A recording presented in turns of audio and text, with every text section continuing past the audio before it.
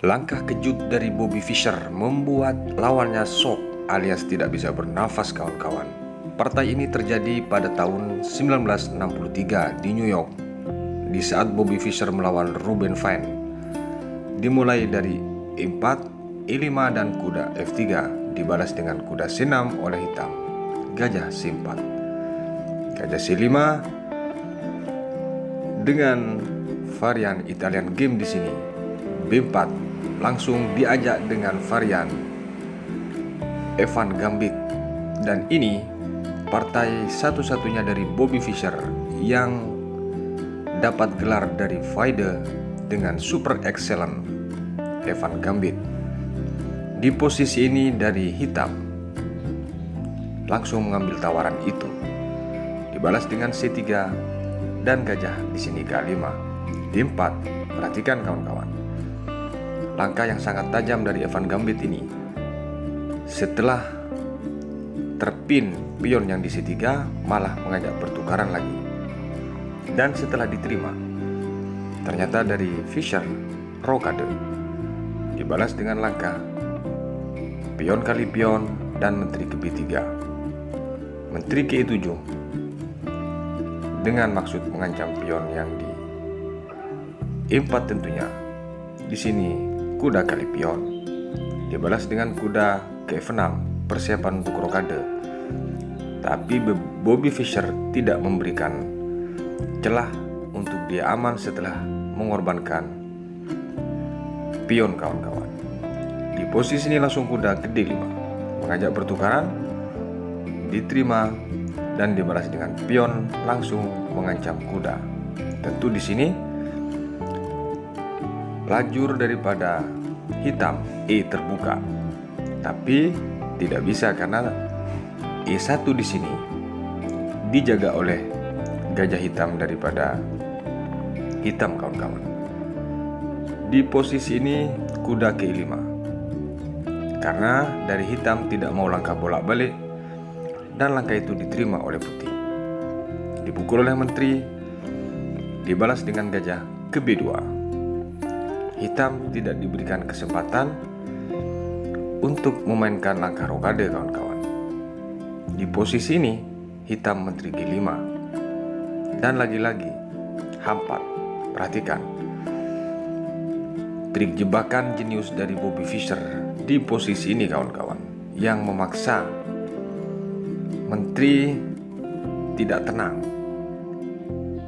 Di posisi ini kawan-kawan, yang dimaksud daripada trik jenius Bobby Fischer atau penuh jebakan dari Evan Gambitnya sampai dia mendapat super excellent daripada FIDE kawan-kawan, sudah masuk serba salah dari hitam. Langkah partai di sini menteri memukul pion. Bagaimana kalau menghindar dari jebakan ini? Misal menteri ke H6, maka dia datang langkah menteri ke A3 dengan memblok langkah rokade dari hitam. Ketika gajah di sini ke B6, benteng E1 cek, yang memaksa harus ditutup dengan menteri atau dia bergeser raja. Kalau bergeser ke D8 tentu checkmate karena datang menteri kawan-kawan. Dan masalahnya satu-satunya hanya bisa bergeser ke D8 atau memberikan menterinya terhadap pion. Di posisi H4 lagi-lagi kawan-kawan, yang membuat shock daripada Ruben Fine. Kalau menteri di sini G6, maka di sini datang cek. Lagi-lagi dia dipaksa untuk bergeser karena daripada sia-sia dikorbankan ke pion. Kalau D8 datang langkah lanjutan benteng G1,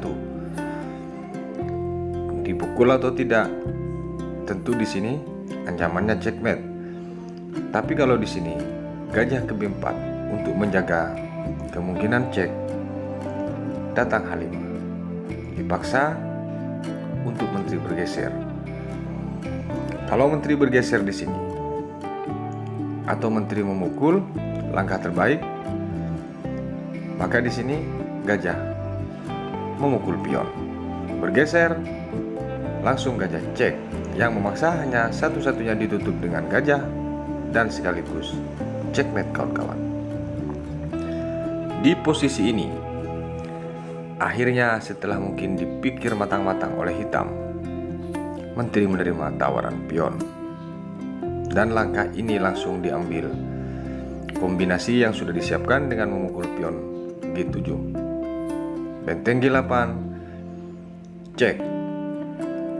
Di sini tidak berani memukul dari hitam kawan-kawan, melainkan menggeser ke D8. Langkah ini langsung dieksekusi mati. Walaupun tawarannya menteri, tapi tidak dihiraukan oleh Bobby Fischer dengan menteri G3. Dan di posisi ini kawan-kawan, hitam menyerah. Sekilas langkahnya sederhana, hanya menggeser menteri ke G3. Tapi lihat shock yang dimaksud tadi. Jika di sini dipukul menteri, maka checkmate. Kenapa dia menyerah di posisi ini? Karena jika di sini menteri misalnya memukul gajah, juga checkmate. Kalau di posisi ini menteri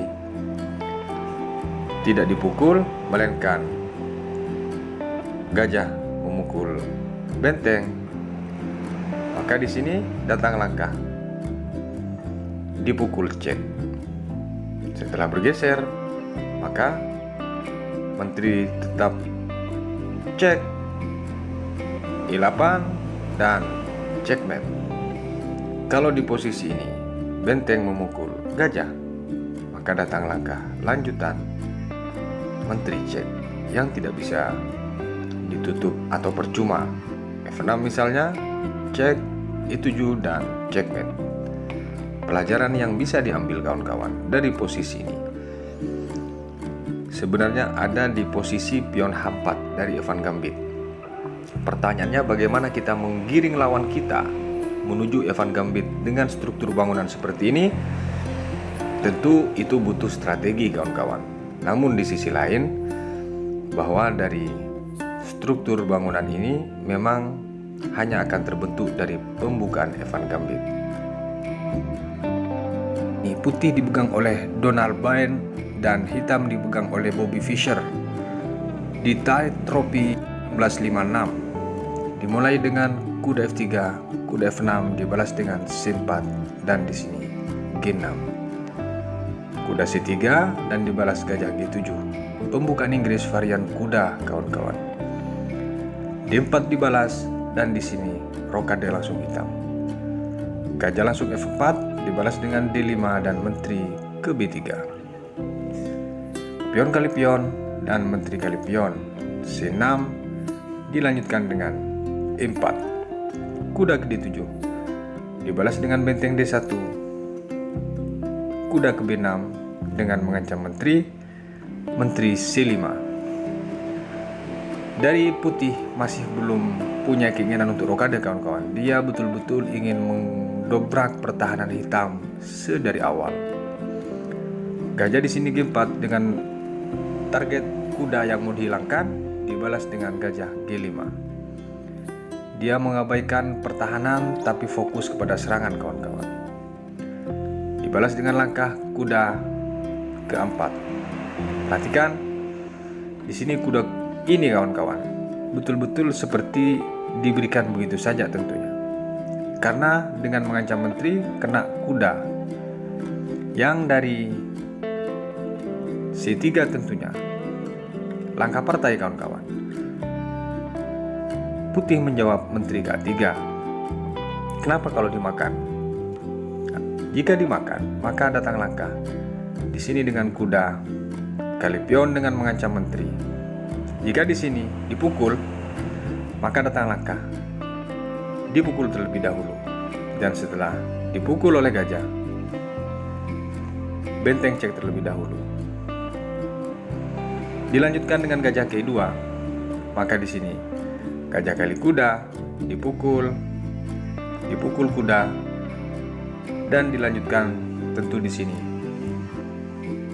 gajah harus lari kawan-kawan, karena kalau tidak dia akan dimakan. Perhatikan di posisi ini jelas unggul dari hitam serangannya kawan-kawan. Kembali ke posisi.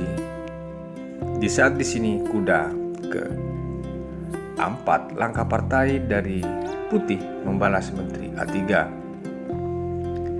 Dilanjutkan dengan kuda kali kuda, dibalas dengan pion kali kuda dan kuda langsung kali pion.